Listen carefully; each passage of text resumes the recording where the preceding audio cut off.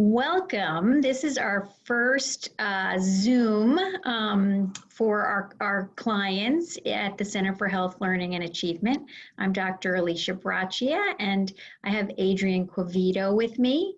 And we are going to be talking about ADHD and the brain today. We've had a lot of calls, especially over the quarantine, because parents are with their children all the time. And so we've had a lot of calls with questions about attention deficit disorder and what it is and how it's treated. And so we thought it would be a good idea to just do kind of a video presentation for our clients. So we do a lot of evaluations with children for ADHD and young adults. And as part of the evaluation, we do some neuropsych testing, some psychoeducational testing that really looks at attention and how well the individual can not just sustain attention, but selectively attend to detail, to be able to inhibit impulses, to be able to shift from thing to thing. And this helps children be efficient learners.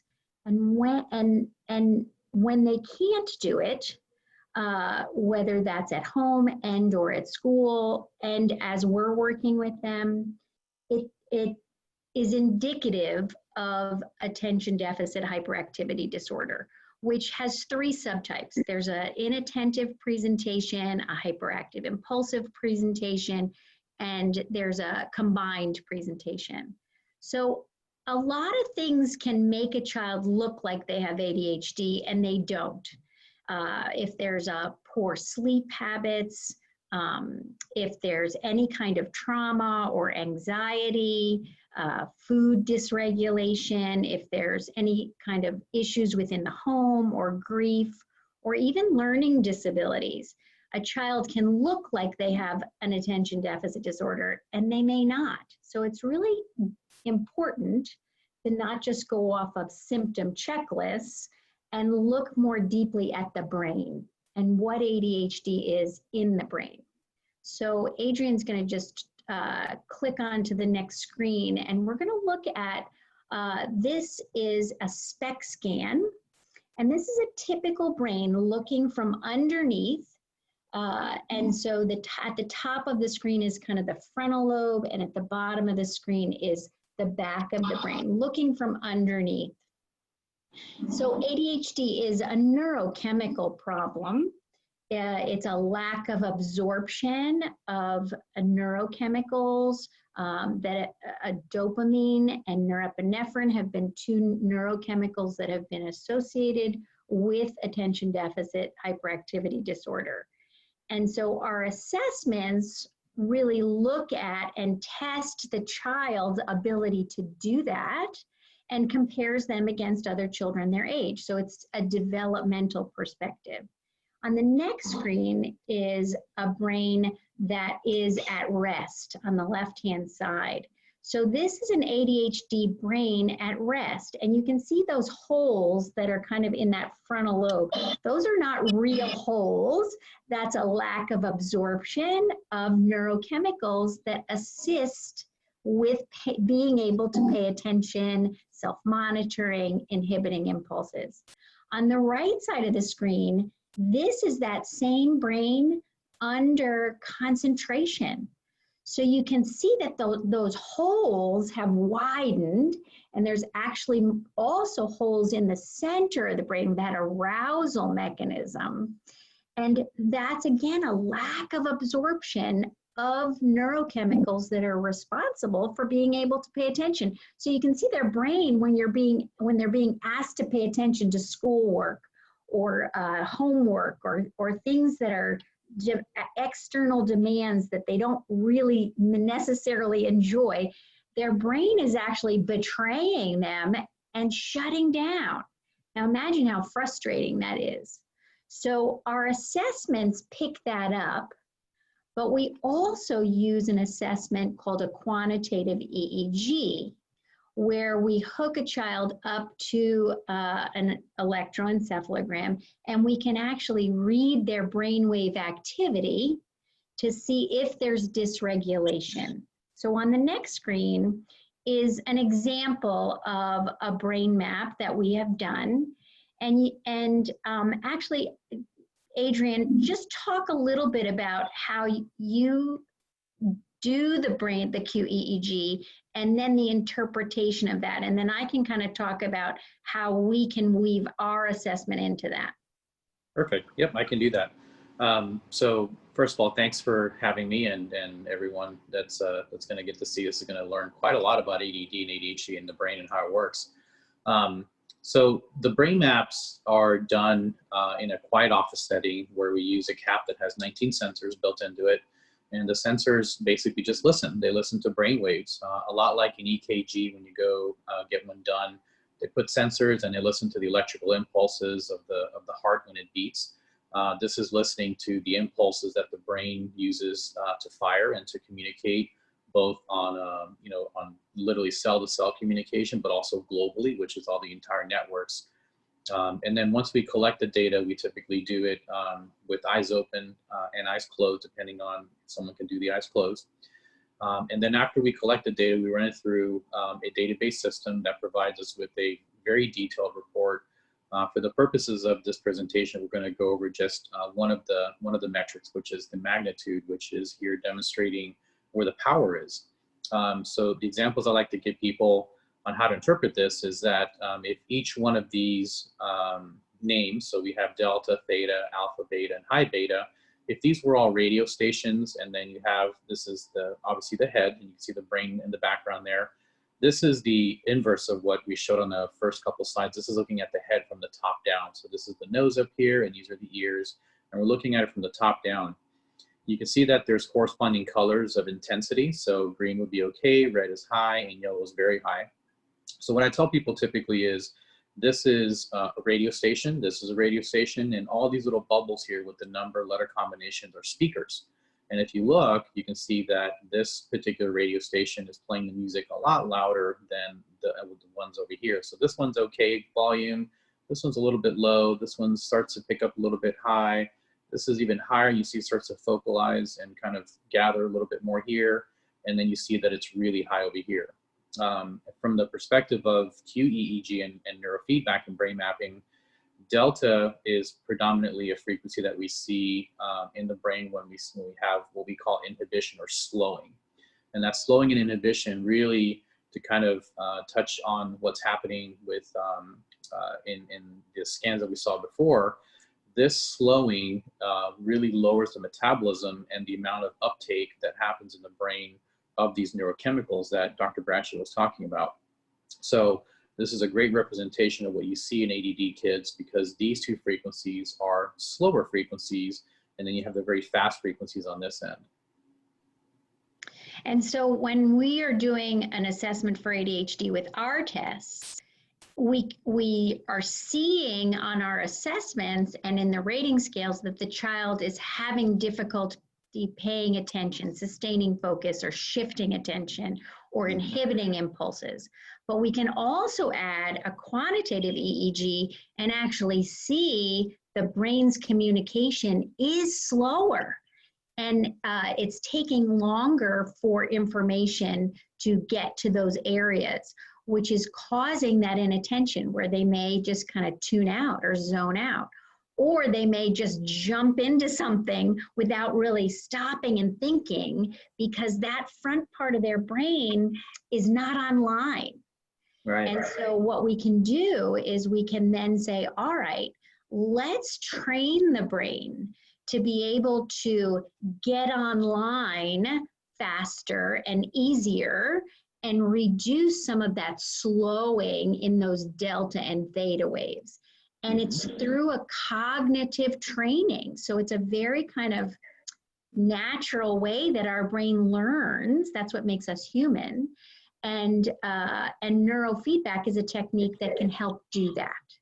So if you look at the, maybe the next screen, Adrian, where this is just another screen where we change the magnitude, where this student specifically had a lot of slow wave activity in the frontal lobes, and he was diagnosed with ADHD. So what we recommended was, in addition to obviously seeing the medical doctor and talking about other approaches like medication, that this may also be an alternative by doing neurofeedback through NEWROLOGIX. So on the next screen, Adrian, just this is kind of talk a little bit about the NEWROLOGIX intervention. Right. So basically the way that the NEWROLOGIX neurofeedback works is, once we've identified the areas that are producing too much or not enough of any frequency, in this case, we're talking about ADD, we'll place sensors in the areas that we're going to be training. And then what we do is we have a computer that is monitoring the brain waves, and we have a different monitor that is presenting something on the screen. So in this case, this person is playing Pac-Man. And so when the brain waves are produced in a more pro-attentive state, then the Pac-Man will move in and around the screen. And when the brain drifts off and becomes inattentive or distracted, then the Pac-Man will slow down.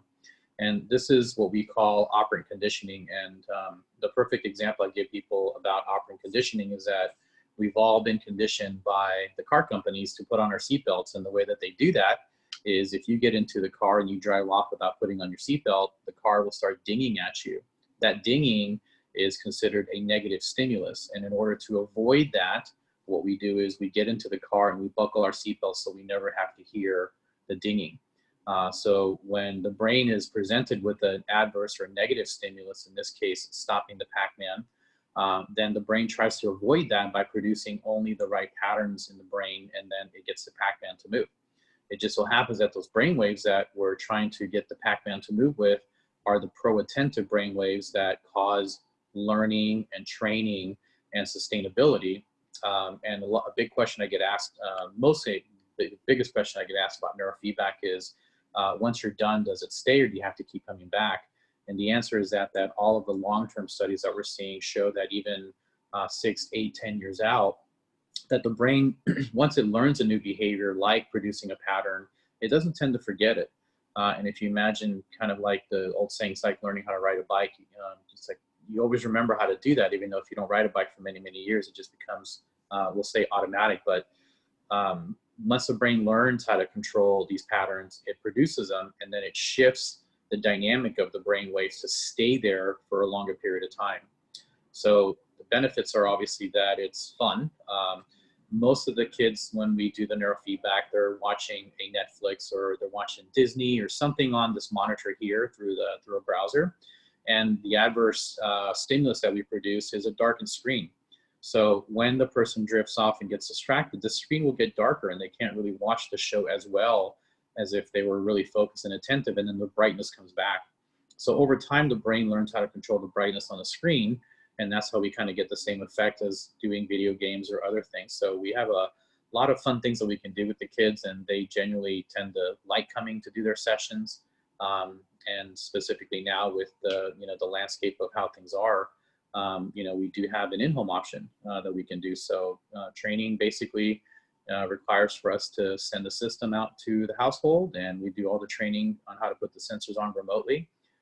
And you get to do the sessions at home. And even if you decide to come into the office, or you have, want to come to the office, the consideration is time, gas, and travel, and money, and all the things that go with having to come to an office a couple times a week. So the in-home program works out pretty well.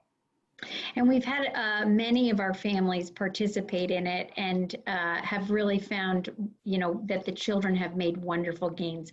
Nothing is a magic bullet. Medication isn't a magic bullet.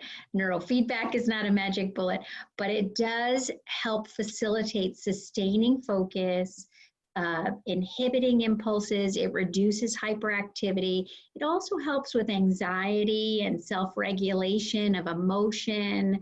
And we've found some really positive effects using this technique. So we're really excited about being able to offer this. We've offered it for several years now. I used to do it myself many years ago. And Adrian is excellent with families. So you know, if anybody's interested in finding out more information about our ADHD assessment, our neurofeedback, you're welcome to give the office a call. But this is hopefully the first in many of our live Zooms on our website and on our Facebook. You can find us. So thanks so much, Adrian, for joining us.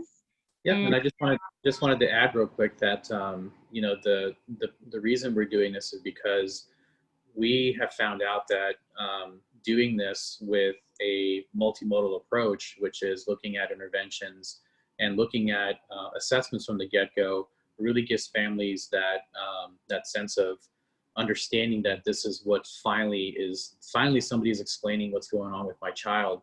And so at the very least, what I tell people is that if you're not ready to jump into doing the neurofeedback program right away, consider doing the brain map, because the brain map provides us with a lot of information that really matches up very well with Dr. Braccia's assessments. And it's a really good validative tool to look at objective data that we're collecting, that we're not asking, you know, the participant to give us responses to. The brain just tells us.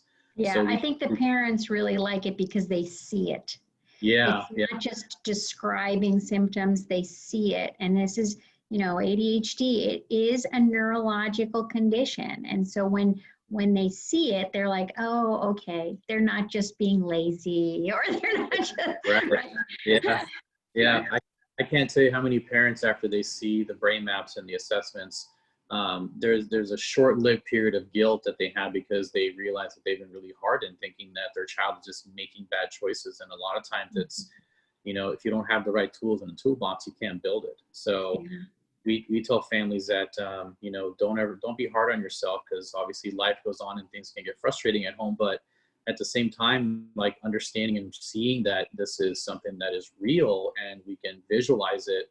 And then you have something like neurofeedback and other modalities, you know, looking at neurotransmitters and looking at, you know, other things that that are beneficial to helping the nervous system calm down and be able to focus again.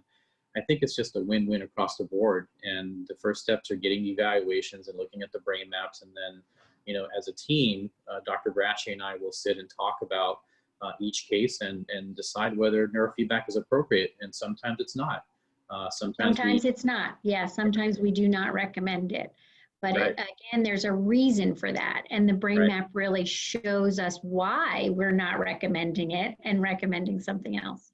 Correct. Yep. So Dr. Braccia, thanks again for your time. Look forward to doing more of these. So if anyone has requests for different things, if anyone's interested in everything from anxiety to learning disorders, memory problems, speech, language processing, the brain map can really peel back the onion to the core, and we can take a look at it and go into a little bit more detail. So we'll let the viewers kind of drive the conversation as we go forward. We were talking about maybe the next time talking about the brain maps and how it relates to the reading in the brain and math in the brain. So hopefully this will be one of many series.